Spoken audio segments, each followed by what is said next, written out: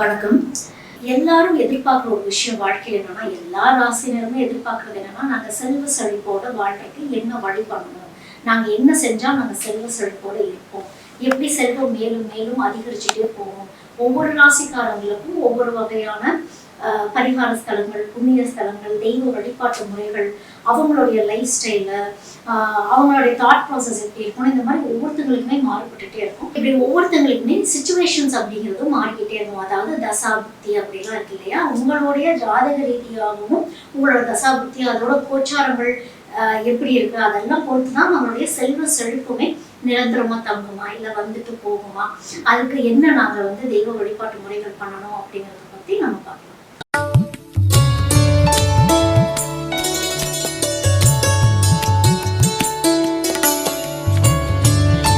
இப்போ கன்னிராசிக்காரங்க அப்படின்னு பார்க்குறப்போ உங்களுக்கு நல்ல இன்டெலிஜென்ஸ் எல்லாமே உண்டு.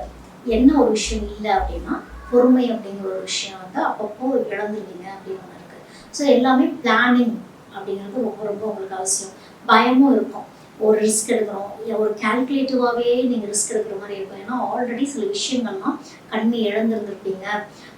நல்ல செழிப்பாக வாழ்ந்து கெட்டு மறுபடியும் வாழக்கூடிய சுச்சுவேஷன்ஸ்குள்ளார இப்போ கண்ணி வந்துருந்துருப்பீங்க. இப்போது ஃபினான்ஷியல் வைஸ் மைண்டு நிறைய விஷயங்கள் ஓவர் திங்கிங் பண்ணிகிட்டே இருக்கும். உங்களுக்கு ஒரு முடிவே எடுக்க முடியாது. ஃபினான்ஷியல் டெசிஷன் இது எப்படி எடுக்கிறது, இந்த பணம் இப்படி வருதே, கடன் அடைக்கணுமா, இல்லை நமக்கு தேவையானது ஏதாவது ஒன்று பண்ணணுமா, இல்லை லோன் ப்ராசஸ் மாதிரி ஏதாவது போகலாமா, இந்த மாதிரி பல கன்ஃபியூஷன்ஸ் அப்படிங்கிறது கண்ணிக்கு இருக்கும். ஸோ இந்த ப்ரொஃபஷன் வைஸ் நீங்கள் வேலையெல்லாம் பார்க்குறீங்க அப்படின்னா ரெக்கக்னிஷன்ங்கிறது உங்களுக்கு உடனே இப்போ வந்திருக்காது. கொஞ்சம் வெயிட் பண்ணிகிட்டே இருக்கிற மாதிரியே தான் இருக்கும். ஏதோ ஒரு விஷயத்துல ஏதோ ஒரு இடம் லேக் ஆகிருந்திருக்கும். உங்களுக்கு வர வேண்டிய ஒரு ப்ரொமோஷன் வராமல் போயிருந்திருக்கலாம், இல்லை வேற ஒருத்தங்க அந்த ப்ரொமோஷன் வாங்கிட்டு போயிருந்திருக்கலாம், உங்களுக்கு நல்லபடியாக டேலண்ட் இருந்திருந்திருக்கலாம். இதெல்லாமே ஒரு மன அழுத்தங்களை உங்களுக்கு கொடுத்துட்டே இருந்திருக்கும்.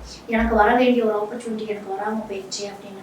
ஸோ நீங்கள் எந்த மாதிரி ஒரு ஸ்ட்ராட்டஜி போட்டு பிளான் பண்ணுவீங்க அப்படிங்கிற ஒரு விஷயத்த நீங்கள் யோசிச்சு பார்க்கணும். அதோட என்னெல்லாம் எந்த மாதிரிலாம் உங்களுக்கு ஆப்பர்ச்சுனிட்டிஸ் வரும் அப்படிங்கிறது பார்க்கணும். ஒரு கன்னியை பொறுத்த வரைக்கும் எந்த ஃபீல்டு வேணாலும் கன்னிராசி சூஸ் பண்ணலாம் அப்படிங்கிறது தான். ஏன்னா இன்னைக்கு படித்து நாளைக்கு மார்க் வாங்குறவங்க யாருன்னா கன்னி தான். ஸோ உங்களால் நிறைய லாங்குவேஜஸ்லாம் கற்றுக்க முடியும். நம்பர் எதுவாக இருந்தாலும் நம்பர் ரீதியாகவே நீங்கள் ஒரு விஷயத்த படிக்கிறீங்க. பணமாக பேசுறது சூட்சமே என்ன தெரியுமா, கன்னிராசிக்காரங்களுக்கு நிறைய நம்பர்ஸ் உங்கள் வாயில் வந்துக்கிட்டே இருக்கும். ஏஞ்சல் நம்பர்ஸ் மாதிரி அதெல்லாம் பணத்தை பற்றி பேசுறது, ஆடிட்டிங்கில் நிறைய கண்ணி இருப்பாங்க. ஸோ இந்த ஹேண்டிலிங், இந்த கால்குலேஷன்ஸ் அப்படிங்கிறது கண்ணிக்கு ரொம்ப அவசியம். இந்த சப்போஸ் நான் நம்பராகவே பேசலை அப்படின்னா எங்கேயோ ஒரு இடத்துல உங்களுக்கு பிளாக்கேஜஸ் இருக்குங்கிறது தான் அர்த்தம். இந்த நம்பர் இப்போ எப்படி சில கண்ணிலாம் சொல்றீங்கன்னா, நான் நம்பராக தான் பேசிகிட்டு இருக்கேன், ஆனால் இவங்களுக்கு அவ்வளோ கொடுக்கணும் இவ்வளோ கொடுக்கணும், நான் இப்படி கடன்பட்டு இருக்கேன் அப்படிங்கிற மாதிரிலாம் இருக்கும். நீங்கள் இந்த கடன்பட்டு இருந்தாலுமே இந்த கடனை எப்படி அடைச்சிங்கன்னு ஒரு விஷயம் இருக்கணும்ல. ஒரு கடன் அடைக்கிறதுக்கு இன்னொருத்தங்கிட்ட வாங்கி இப்படி ரொட்டேஷன்லேயே இருக்கிற மாதிரியே இருக்குமே தவிர்த்து கடன்லேருந்து நம்ம மீண்டு வந்தோமா அப்படின்னா நீங்கள் கடன்ல இருந்தெல்லாம் மீண்டுலாம் வந்துருக்க மாட்டீங்க.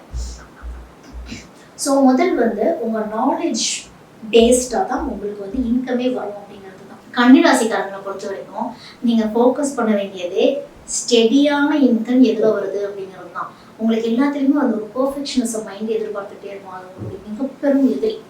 அந்த பெர்ஃபெக்ஷனிசம்ங்கிறது 100% கண்டிப்பாக எல்லாத்துக்குமே வராது.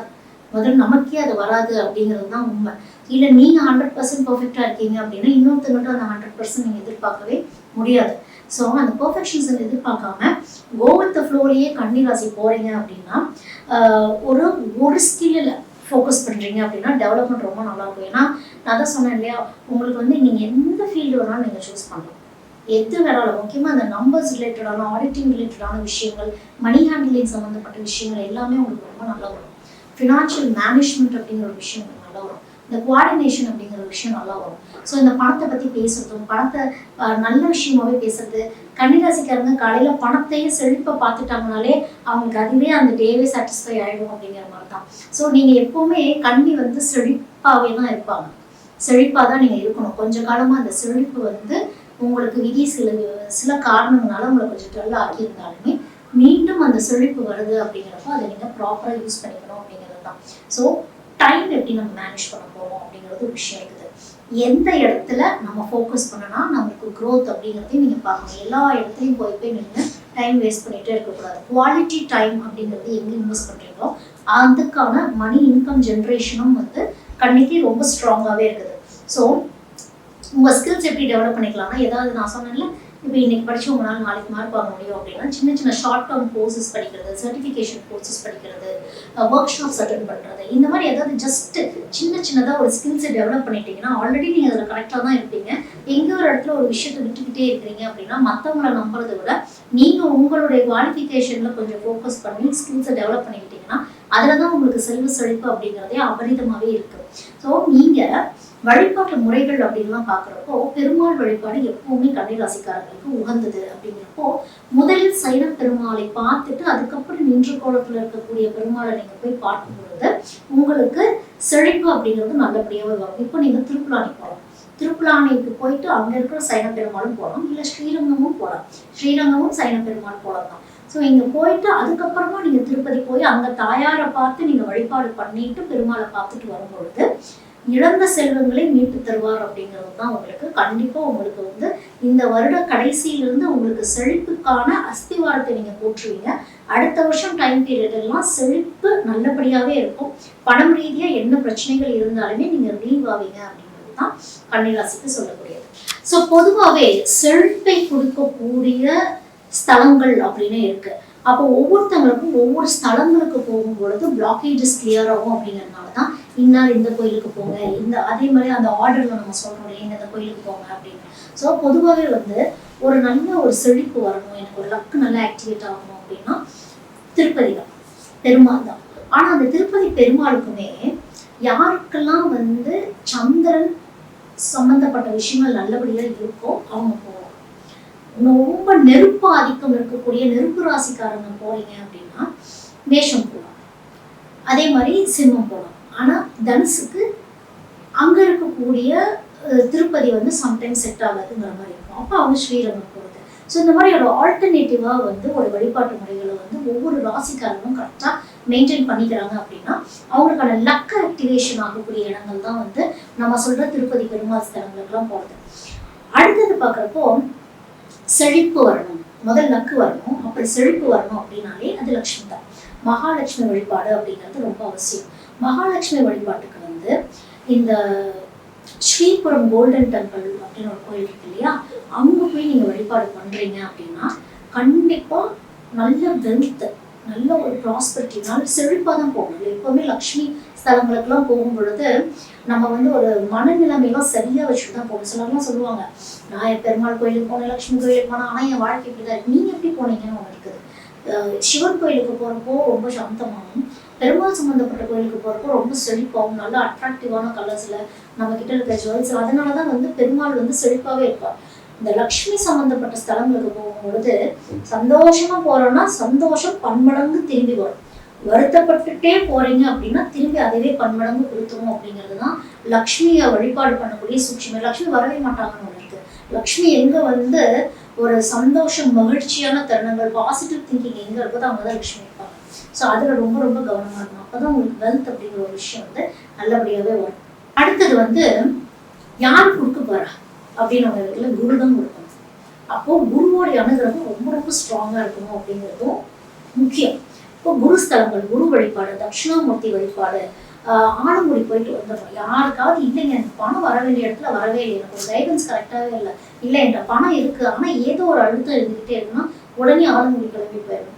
ஆலங்குடி போயிட்டு அங்கே வழிபாடு பண்ணுறீங்கன்னா குரு முதல் ஸ்ட்ராங்காக. அப்போ ஆலங்குடி போயிட்டு நாங்கள் என்ன பரிகாரங்கள் பண்ணலாம்னா, படிப்பு சம்பந்தப்பட்ட விஷயங்கள், அதாவது எஜுகேஷன் ரிலேட்டடாக ஏதாவது கஷ்டப்படுற ஒரு குழந்தைங்களுக்கு ஒரு பென்னோ, ஒரு பென்சிலோ, ஒரு பேக்கோ, ஒரு நோட்டோ ஏதோ ஒன்று நீங்கள் வாங்கி கொடுக்குறீங்கன்னா படிப்பு சம்மந்தப்பட்ட விஷயத்துக்கு காசாக கொடுத்துட்டு வரக்கூடாது. காசு கொடுத்து இந்த பொருள் வைக்கணும்னு கொடுக்கணும். நீங்களே அந்த பொருள் வாங்கி கொடுக்கும் பொழுது தான் அதுக்கான பிராயச்சித்தமே அதுதான். ஸோ அதனால இந்த மாதிரி தானங்கள் நீங்கள் பண்ணுங்க, உங்களுக்கு குரோத் ரொம்ப நல்லா இருக்கும். சில பேர்த்துக்கு வந்து எல்லாமே இருக்கும், ஆனால் கர்மா ஒரு வேலை பார்த்துட்டே இருக்கும் இருக்குது இல்லையா. ஸோ கர்மா வேலை பார்த்துட்டு இருக்கவங்களுக்கு சனிதான். முதல் போயிட்டு பரிகார ஸ்தலங்களுக்கு போயிட்டு தான் புண்ணிய ஸ்தலங்களுக்கே போகணும்னு இருக்கு. இப்போ நான் சொன்ன திருப்பதி எல்லாமே புண்ணிய ஸ்தலங்கள். இப்போ சிலருக்கு வந்து கர்மா கழிச்சு ஆகும். இப்போ வந்து மகரத்துலாம் இருக்கிறாங்க, அவங்களுக்குலாம் முழுசா இப்போ சனி விலகுது, நன்றி சொல்லிட்டு வந்தோம். திருநள்ளாறு போயிட்டு கர்மத்தை கழிச்சுட்டு அந்த கர்மத்தை கழிச்சுட்டு திருப்பி அங்கிருந்து நான் வந்து புண்ணியஸ்தலத்துக்கு போறேன்னு பரிகார ஸ்தலம் போயிட்டு கையோட புண்ணியஸ்தலம் டிராவல் பண்ணிடவே கூடாது. நிறைய பேர் செய்யக்கூடிய தப்பு தான். ஒரு ட்ரிப் ஒன்று போடுவீங்க, இந்த கோயிலோட போறோம், ஃபார் எக்ஸாம்பிள் காளகஸ்தி போவீங்க, காளகஸ்தியில இருந்து அப்படியே திருப்பதி போறேன்னு போறது, இல்ல திருப்பதியில இருந்து அப்படியே காளகஸ்தி வரேன்னு போறது. காளகஸ்திங்கிறது என்னது? பரிகாரஸ்தலம். திருப்பதிங்கிறது என்னது? புண்ணியஸ்தலம். புண்ணியத்தை வாங்கிட்டு வந்து இங்க பரிகாரம் பண்ணி இங்க கரைக்க போறீங்களா, இல்ல இங்க கரைச்சிட்டு திருப்பி அங்க இந்த கரைச்சதை எடுத்துட்டு போயிட்டு அங்க போய் புண்ணியம் சேர்க்க போறீங்களா? ரெண்டுமே வந்து இம்பேலன்ஸ் ஆயிடும். அது பிளஸ் டு மைனஸ்ங்கிற மாதிரி ஒரு விஷயம் ஆயிடும். ஸோ அதனால ஒரு தடவை பரிகார ஸ்தலத்துக்கு போனீங்கன்னா திரும்பி வீட்டுக்கு தான் வரணும். புண்ணியஸ்தலத்துக்கு போனாலும் திரும்ப வீட்டுக்கு தான் வரணும். இப்படி வேணா நீங்க வந்து பிரிச்சு வச்சுக்கலாம். பரிகார ஸ்தலம்னா பரிகார ஸ்தலமாவே முடிச்சுட்டு வந்துடணும், புண்ணியஸ்தலம்னா புண்ணியஸ்தலமாவே முடிச்சுட்டு வந்துடணும். ஸோ இதுலயும் ரொம்ப கவனம். இத்தனை கோயிலுக்கு போய் எங்களுக்கு ஒண்ணுமே நடக்கலைன்னா கோயில் ஆகம விதிகள்னு ஒன்று இருக்கு இல்லையா, அதனாலதான் வந்து இந்தந்த தெய்வங்களையும் இப்படி வழிபாடு பண்ணுங்க, நேரம் கால முறைகள் எல்லாமே இருக்கு. அதையும் வந்து நீங்க புரிஞ்சுக்கணும். யாராவது வந்து பரிகாரங்கள் விட்டகுற தொட்டகுற வச்சுட்டு நான் புண்ணியஸ்தலம்க்கு போனேன் அப்படின்னா அதெல்லாம் புண்ணியம் தராது. ஸோ பரிகாரம் என்னவோ முழுசா பரிகாரத்தை முடிச்சுட்டு புண்ணியஸ்தலங்களுக்கு போறீங்க அப்படின்னாலே உங்களுக்கு growth அப்படிங்கிறது அக்யூமுலேட் ஆக ஆரம்பிச்சிடும் அப்படிங்கிறது தான். ஸோ ஜென்ரலாகவே சில பேர் சொல்லுவாங்க, என்னென்னமோ கோயில் நினைக்கிறாங்க, ஆனால் எந்த கோயிலுக்குமே என்னால் போக முடியல. நாங்கள் எப்படி க்ரோ ஆகுதுன்னா வீட்டில் வச்சு முருகரை வழிபாடு பண்ணுங்க, சந்தசஷ்டி கவசம் கேளுங்க, வேல்மார்கள் கேளுங்க, பிளாக்கேஜஸ் முதல் வீட்டில் இருந்து தான் கிளியர் ஆகணும் அப்படிங்கிறது ஒன்று இருக்குது. ஸோ இந்த வீட்டில் விளக்கேற்றிட்டே இருக்கும், வீட்டில் நெய் விளக்கு ஏற்றிக்கிட்டே இருக்கும், முருகரை வழிபாடு பண்ண என்னென்ன தடைகள்லாம் இருக்கோ எல்லாமே கிளியர் ஆகி நீங்கள் போகக்கூடிய ஸ்தலங்களுக்கு எந்த தடையும் இல்லாமல் எந்த பிரச்சனையும் இல்லாமல் உங்களால் போயிட்டு வர முடியும் அப்படிங்கிறது தான். ஸோ இந்த ஸ்தல வழிபாட்டு முறைகளையும் நீங்கள் வந்து நிறைய தெரிஞ்சு வச்சுக்கணும்.